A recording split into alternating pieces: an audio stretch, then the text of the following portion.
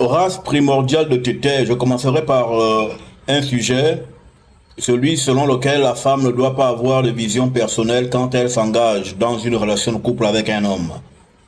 J'ai fait une intervention dessus et les femmes se sont interrogées à savoir comment se peut-il possible qu'elles n'aient pas de vision lorsqu'elles sont dans un couple et pourtant la femme doit participer à la construction du couple. Ce que les femmes ont à comprendre à ce sujet, c'est que lorsque la femme aide à la construction du couple ou lorsqu'elle construit l'homme, elle construit l'homme dépendamment du dépôt mystico-divin qu'a l'homme. C'est-à-dire que la femme est l'individu qui se sert du dépôt brut qu'elle trouve englouti dans les profondeurs de la terre qu'est le corps de l'homme, et après la femme prend ce matériel et elle le moule. Elle le moule pour en faire un vase d'honneur, sachant que la femme est l'étang de feu. L'étang de feu qui aussi fait office ici de four, le four dans lequel Dieu moule les choses. Et sachant que la femme est le feu de Dieu, le feu éternel. C'est pourquoi l'amour sexuel de la femme s'appelle le buisson ardent. Le buisson ardent, c'est un feu important qui ne se consume pas, mais qui consume tout ce qui entre en lui.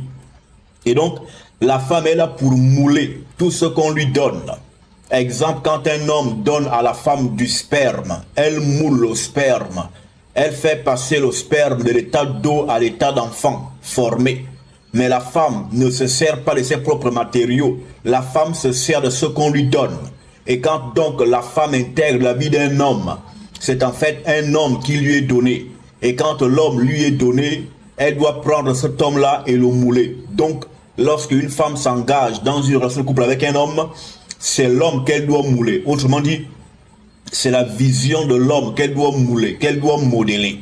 Elle n'a pas amené ses propres matériaux, elle n'a pas amené sa propre vision du monde et l'intégrer dans l'union qu'elle forme avec l'homme.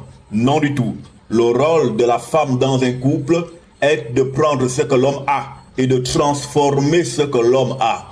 Et dans le terme transformer, vous avez le préfixe trans qui veut dire aller au-delà de dépasser la forme.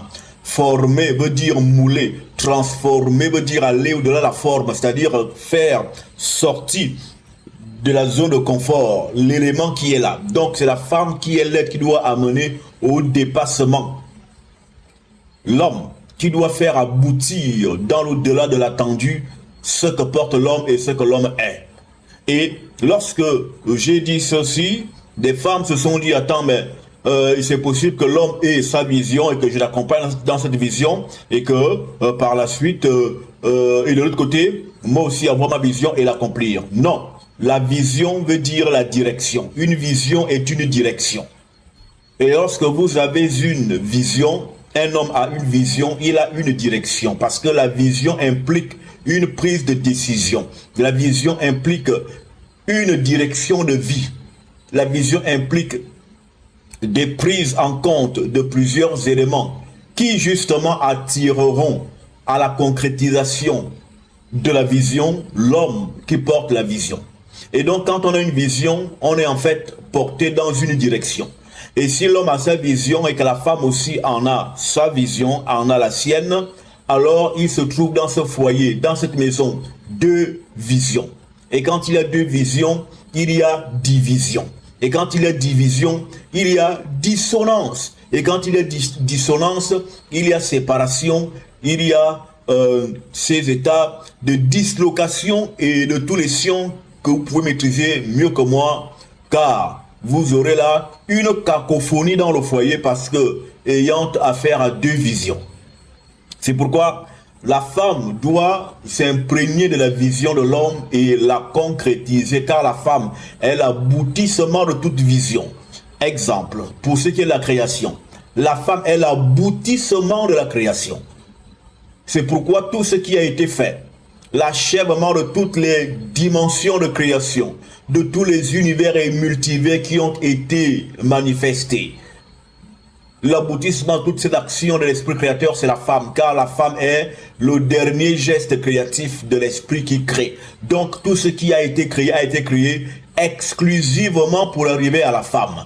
D'où est-il écrit que la fin d'une chose vaut mieux que son commencement, car la fin est en fait ce qui explique les actions qui ont été menées. Donc la femme est l'aboutissement de la vision. Quand donc un homme a une vision, l'être qui peut faire aboutir cette vision-là, ce n'est que la femme que l'homme a, lui, en sa compagnie. Et donc, lorsque vous avez une vision en tant que femme, des choses que vous avez envie de réaliser, vous devez donc là déjà commencer par choisir un homme qui voit les choses que vous voyez, qui regarde les choses que vous voyez, et avec lequel et chez lequel vous allez épousailler votre vision.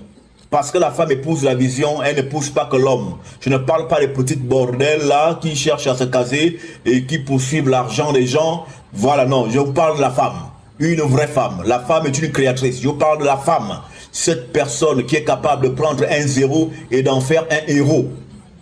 C'est de ça dont il s'agit ici.